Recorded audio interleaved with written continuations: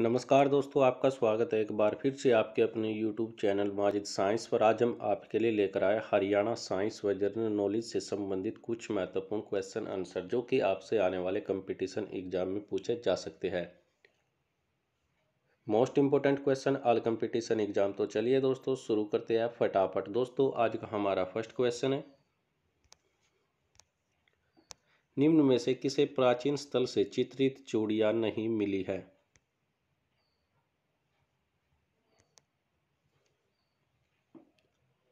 दोस्तों इसका option number B यानी बनावली। बनावली नामक प्राचीन स्थल से चित्रित चूड़ियां नहीं मिली है। हमारा नेक्स्ट क्वेश्चन है, दक्षिणी पश्चिमी हरियाणा में बादुनाग के बारे में कहां से जानकारी प्राप्त हुई है?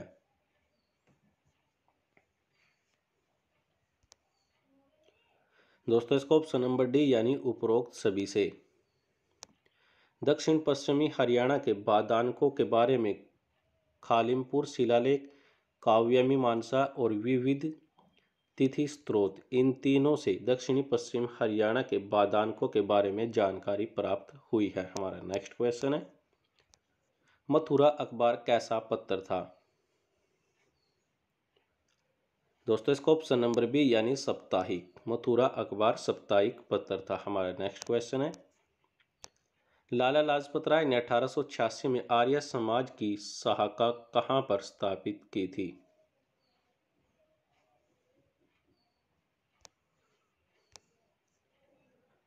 दोस्तों इसका ऑप्शन नंबर सी यानी हिसार जिले में। लाला लाजपत राय के द्वारा 1886 में आर्य समाज की स्थापना यानी शाखा हिसार जिले में स्थापित की थी और हिसार जिले की स्थापना 1 नवंबर 1966 को की गई थी। और हिसार जिले को मैग्नेट सिटी, स्टील सिटी और इस्पात नगरी के नाम से भी जाना जाता है। हमारा नेक्स्ट क्वेश्चन है, महम हिरण उद्यान राज्य के किस जिले में स्थित है?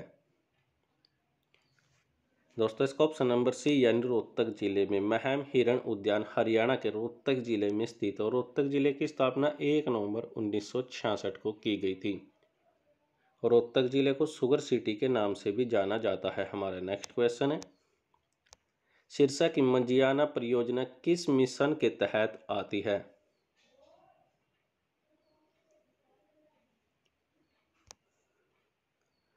दोस्तों इसका ऑप्शन नंबर ए यानी बागवानी। सिरसा की मंजियाना परियोजना बागवानी मिशन के तहत आती है। हमारा नेक्स्ट क्वेश्चन है, निम्न में से कौन सी हरियाणा में पाई जाने वाली गाय की नस्ल है?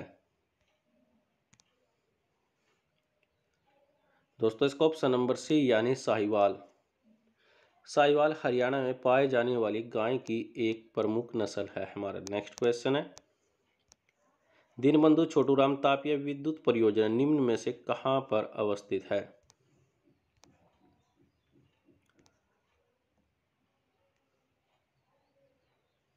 दोस्तों इसका ऑप्शन नंबर सी यानी यमुनानगर जिले में। दीनबंधु छोटूराम तापीय विद्युत परियोजना हरियाणा के यमुनानगर जिले में स्थित है और यमुनानगर जिले की स्थापना 1 नवंबर 1989 को की गई थी।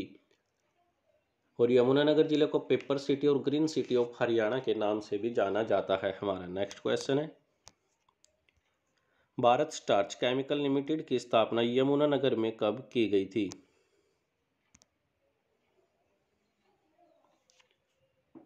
दोस्तों इसका ऑप्शन नंबर सी यानी 1938 में। भारत स्टार्च केमिकल लिमिटेड की स्थापना यमुनानगर जिले में 1938 में की गई थी। हमारा नेक्स्ट क्वेश्चन है, हरियाणा में साइंटिफिक अप्रेंटिस सिटी स्थित है?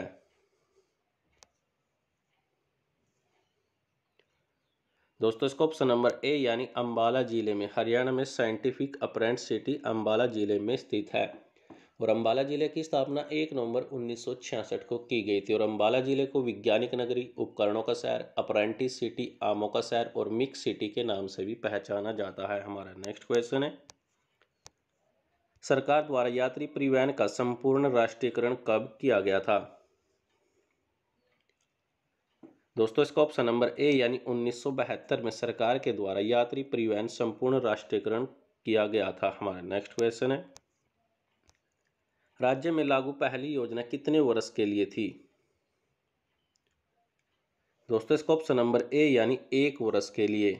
राज्य में लागू पहली योजना केवल 1 वर्ष के लिए लागू थी। हमारा नेक्स्ट क्वेश्चन है, मध्यकाल में उत्तरी संगीत की परंपरा फली फूली, जिसके अंतर्गत किस विद्या का वजूद कायम है।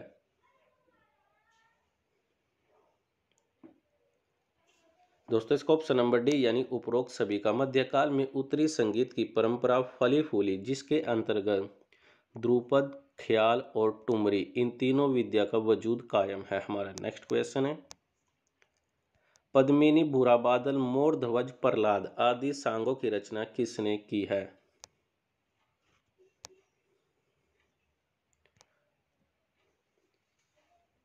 दोस्तों इसका ऑप्शन नंबर डी यानी पंडित शंकरलाल के द्वारा। पंडित शंकरलाल के द्वारा पद्मिनी, भूरा बादल, मोर ध्वज, प्रहलाद आदि सांगों की रचना की गई है। हमारा नेक्स्ट क्वेश्चन है, हास परिहास किस अवसर पर गाया जाता है। दोस्तों इसका ऑप्शन नंबर ए यानी विवाह के अवसर पर हास परिहास को गाया जाता है। हमारा नेक्स्ट क्वेश्चन है, निम्न में से कौन सी भाषा हरियाणा प्रदेश की प्राचीन भाषाओं में सम्मिलित की गई है।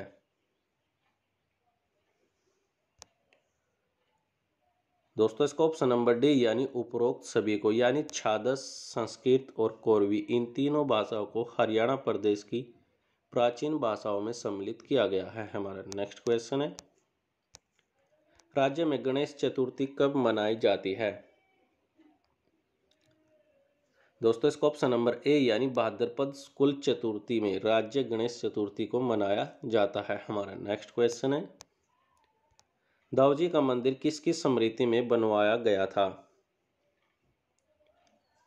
दोस्तों इसका ऑप्शन नंबर डी यानी भगवान बलराम की। दाऊजी का मंदिर भगवान बलराम की स्मृति में बनाया गया था। हमारा नेक्स्ट क्वेश्चन है, पादप रोगों का सबसे उत्तरदायी कारक निम्न में से कौन सा होता है।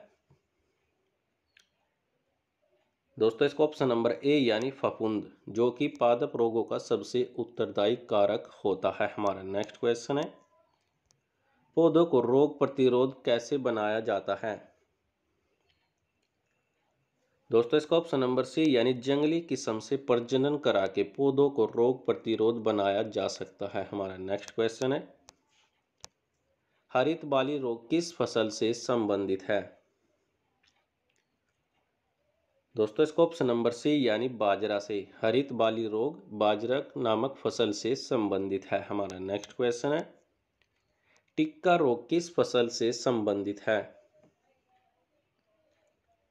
दोस्तों इसका ऑप्शन नंबर डी यानी मूंगफली से। टिक्का नामक रोग मूंगफली नामक फसल से संबंधित है। हमारा नेक्स्ट क्वेश्चन है, धान का प्रसिद्ध रोग खैर रोग किसके कारण होता है। दोस्तों इसका ऑप्शन नंबर डी यानी जस्ते की कमी के कारण धान का प्रसिद्ध रोग खैर रोग या फिर खैरा रोग हो जाता है। हमारा नेक्स्ट क्वेश्चन है, चाय में लाल रस्ट रोग किसके कारण से होता है। दोस्तों इसका ऑप्शन नंबर बी यानी हरी सेवाल के द्वारा चाय में लाल रस्ट रोग हो जाता है। हमारा नेक्स्ट क्वेश्चन है, मूलांकुर के अतिरिक्त पौधे के किसी भाग में विकसित होने वाली जड़ें क्या कहलाती है। दोस्तों इसका ऑप्शन नंबर बी यानी अपस्थानिक मूल। मूलांकुर में अतिरिक्त पौधे के किसी भाग में विकसित होने वाली जड़ें अपस्थानिक मूल जड़ें कहलाती है। हमारा नेक्स्ट क्वेश्चन है, मूलांकुर से विकसित होने वाली जड़ें क्या कहलाती है। दोस्तों इसका ऑप्शन नंबर सी यानी श्वसन मूल। मूलांकुर से विकसित होने वाली जड़ें श्वसन मूल कहलाती है। हमारा नेक्स्ट क्वेश्चन है, श्वसन मूल मिलती है। दोस्तों इसका ऑप्शन नंबर सी यानी जूसिया में श्वसन मूल मिलती है। हमारा नेक्स्ट क्वेश्चन है, डहेलिया की जड़ें होती है। दोस्तों इसका ऑप्शन नंबर ए यानी कंदिल तथा फूलकित डहेलिया की जड़ें होती है। हमारा नेक्स्ट क्वेश्चन है, ऊपरी रोही मूल मिलती है। दोस्तों इसका ऑप्शन नंबर सी यानी आर्किड्स में ऊपरी रोही मूल आर्किड्स में मिलती है। हमारा नेक्स्ट क्वेश्चन है, भारत के गवर्नर जनरल को किस एक्ट के द्वारा अपनी समिति के निर्णय को अस्वीकार करने का अधिकार मिला हुआ है? दोस्तों इसको ऑप्शन नंबर ए यानी 1786 का अम्बेडमेंट एक्ट के द्वारा भारत के गवर्नर जनरल को अपनी समिति के निर्णय को अस्वीकार करने का अधिकार मिला हुआ है, जिसका प्रमुख उद्देश्य कॉर्नवालिस को भारत के गवर्नर जनरल के पद के लिए तैयार करना था। और इस अधिनियम के तहत मुख्य सेनापति की शक्तियां भी गवर्नर जनरल में निहित कर दी गई थी। हमारा नेक्स्ट क्वेश्चन है, महारानी विक्टोरिया को भारत की सम्राज्ञी नियुक्त किया गया था। दोस्तों इसको ऑप्शन नंबर ए यानी 1876 ईस्वी में महारानी विक्टोरिया का जन्म 24 मई 1819 को हुआ था और इनकी मृत्यु 22 जनवरी 1901 को हुई थी। 1837 में ग्रेट ब्रिटेन और आयरलैंड की महारानी के रूप में इन्होंने शासन किया और 1877 ईस्वी में इन्होंने भारत की सम्राज्ञी घोषित किया गया था। अपने उदार और विचार के कारण ही वह भारतीय जनमानस में प्रसिद्ध हुई। मात्र 18 वर्ष की उम्र में विक्टोरिया राजगद्दी पर आसीन हो गई थी और भारत का शासन प्रबंध 1858 में ईस्ट इंडिया कंपनी के हाथों से लेकर ब्रिटिश राजसत्ता को सौंप दिया था और इसकी उद्घोषणा महारानी के नाम से की गई थी। उसने भारतीयों से जनप्रिय हो गई क्योंकि ऐसा विश्वास किया जाता है कि उद्घोषणाओं में जो उदार विचार व्यक्त किए गए थे वे उनके निजी और उदार विचार के प्रतिबिंब स्वरूप थे। हमारा नेक्स्ट क्वेश्चन है,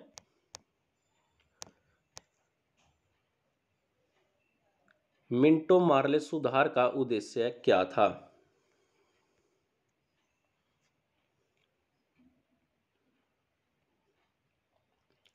दोस्तों इसको ऑप्शन नंबर बी यानी पृथक निर्वाचन प्रणाली। मार्ले मिंटो सुधार का मुख्य उद्देश्य उदारवादियों को दिग्भ्रमित कर राष्ट्रवादियों में फूट डालना और सांप्रदायिक निर्वाचन प्रणाली को अपनाकर राष्ट्रीय एकता को विशिष्ट करना था। हमारा नेक्स्ट क्वेश्चन है, सम्राज्ञी विक्टोरिया ने 1858 की उद्घोषणा में भारतीयों को बहुत सी चीजें दिए जाने का आश्वासन दिया था। निम्न आश्वासनों में से कौन सा ब्रिटिश शासन ने पूरा किया था?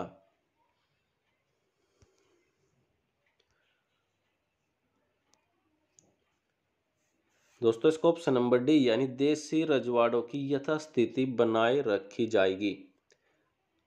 रानी विक्टोरिया ने 1 नवंबर 1858 की घोषणा के अनुसार यह उद्घोषित किया था कि भारत का शासन ब्रिटिश राजा के द्वारा और उनके वास्ते सेक्रेटरी ऑफ स्टेट द्वारा चलाया जाएगा और गवर्नर जनरल को वायसराय की पदवी दी गई थी, जिसका अर्थ होता है राजा का प्रतिनिधित्व करना।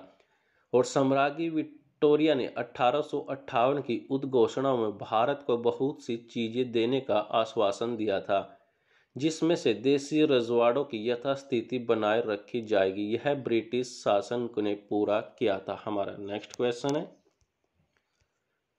मार्लो मिंटो सुधार बिल किस वर्ष में पारित किया गया था?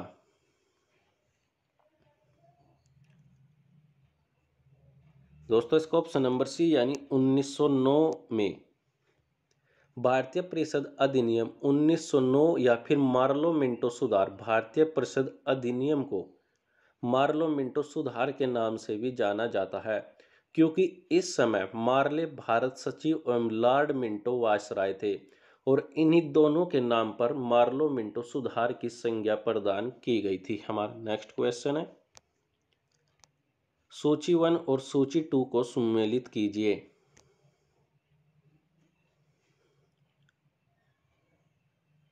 दोस्तों इसका ऑप्शन नंबर 1 B C यानी प्लासी का युद्ध 1757 में रॉबर्ट क्लाई के द्वारा और बक्सर का युद्ध 1764 में वेंसी टार्ट के द्वारा और बंगाल का युद्ध 1770 में कर्टियर के द्वारा हुआ था, यानी सूची 1 और सूची 2 में ऑप्शन प्लासी युद्ध रॉबर्ट क्लाउ से संबंधित, बक्सर युद्ध आपका वेनसिटाट से और बंगाल का युद्ध आपका कर्टियर से संबंधित है। हमारा नेक्स्ट क्वेश्चन है, बंगाल का द्वैध शासन कब से कब तक चला था? दोस्तों इसको ऑप्शन नंबर सी यानी 1765 से लेकर 1772 तक बंगाल का द्वैध शासन चला था। हमारा नेक्स्ट क्वेश्चन है, वर्ष 1798 ईसा में लाई वेलसेली द्वारा प्रस्तावित सहायक संधि को स्वीकार करने वाला सबसे पहला भारतीय शासक कौन था?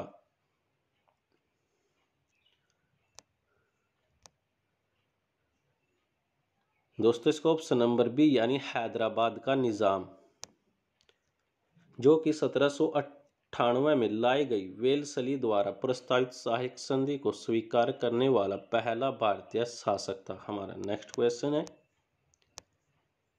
भारत का प्रथम गवर्नर जनरल व वायसराय कौन था? दोस्तों इसका ऑप्शन नंबर बी यानी लॉर्ड कैनिंग, जो कि भारत का प्रथम गवर्नर जनरल और वायसराय था। हमारा नेक्स्ट क्वेश्चन है, तीसरे आंग्ल मैसूर युद्ध को रोकने के लिए टीपू सुल्तान ने अंग्रेजों के साथ कौन सी संधि की थी? दोस्तों इसका ऑप्शन नंबर बी यानी श्रीरंगपट्टनम की संधि, जो कि तीसरे आंग्ल मैसूर युद्ध को रोकने के लिए टीपू सुल्तान और अंग्रेजों के बीच संधि हुई थी। हमारा नेक्स्ट क्वेश्चन है, विश्व प्रेस स्वतंत्रता दिवस कब मनाया जाता है?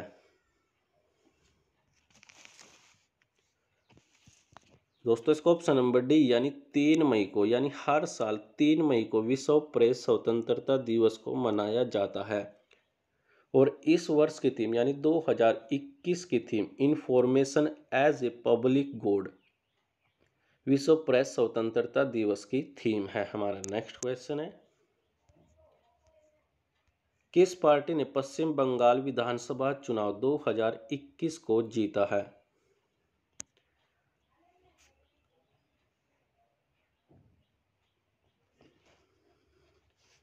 दोस्तों इसको ऑप्शन नंबर ए यानी अखिल भारतीय तृणमूल कांग्रेस, जो पश्चिम बंगाल विधानसभा चुनाव 2021 को जीता है।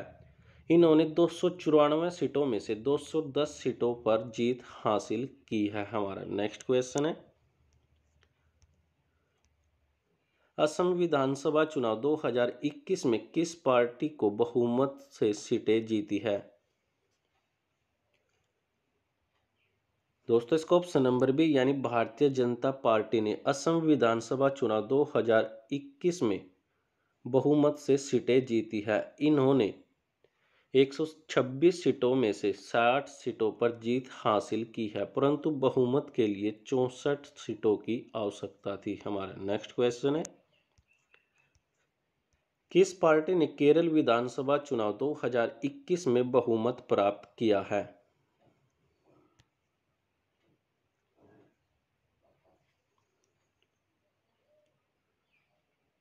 दोस्तों इसका ऑप्शन नंबर बी यानी भारतीय कम्युनिस्ट पार्टी मार्क्सवादी ने, जो कि केरल विधानसभा चुनाव 2021 में बहुमत प्राप्त किया है। इन्होंने 140 सीटों में से 62 सीटों पर जीत हासिल की है। हमारा नेक्स्ट क्वेश्चन है, पुदुचेरी विधानसभा चुनाव 2021 में किस पार्टी ने बहुमत से सीटें जीती है? दोस्तों इसका ऑप्शन नंबर ए यानी ऑल इंडिया एनआर कांग्रेस के द्वारा पुदुचेरी विधानसभा चुनाव में बहुमत से सीटें जीती है। इन्होंने 30 सीटों पर 10 सीटों पर जीत हासिल की है और बहुमत के लिए 16 सीटों की जरूरत थी। हमारा नेक्स्ट क्वेश्चन है, तमिलनाडु विधानसभा चुनाव 2021 में किस पार्टी ने जीता है? दोस्तों इसका ऑप्शन नंबर ए यानी द्रविड़ मुनेत्र कड़गम के द्वारा तमिलनाडु विधानसभा चुनाव 2021 को जीता गया है। इन्होंने 234 सीटों में से 125 सीटों पर जीत हासिल की है। हमारा नेक्स्ट क्वेश्चन है, अंतर्राष्ट्रीय श्रम दिवस कब मनाया जाता है? दोस्तों इसका ऑप्शन नंबर ए यानी 1 मई को अंतर्राष्ट्रीय श्रम दिवस को मनाया जाता है। हमारा नेक्स्ट क्वेश्चन है, हाल ही में किस टीके ने विश्व स्वास्थ्य संगठन से आपातकालीन उपयोग मान्यता प्राप्त की है? दोस्तों इसका ऑप्शन नंबर सी यानी मॉडरेना ने। हाल ही में मॉडरेना टीके ने विश्व स्वास्थ्य संगठन से आपातकालीन उपयोग मान्यता प्राप्त की है। हमारा नेक्स्ट क्वेश्चन है, G7 विदेश और विकास मंत्री की बैठक कब होगी? दोस्तों इसका ऑप्शन नंबर डी यानी 3 से 6 मई के बीच विदेश और विकास मंत्री की बैठक G7 की बैठक 3 से 6 मई के बीच होगी। फिलहाल के लिए दोस्तों आज के लिए इस वीडियो में इतना ही। यदि आपको यह वीडियो अच्छी लगी तो इस वीडियो को लाइक कीजिए, कमेंट कीजिए, शेयर कीजिए और सब्सक्राइब कीजिए माजिद साइंस को। वीडियो देखने के लिए आप सभी लोगों का धन्यवाद।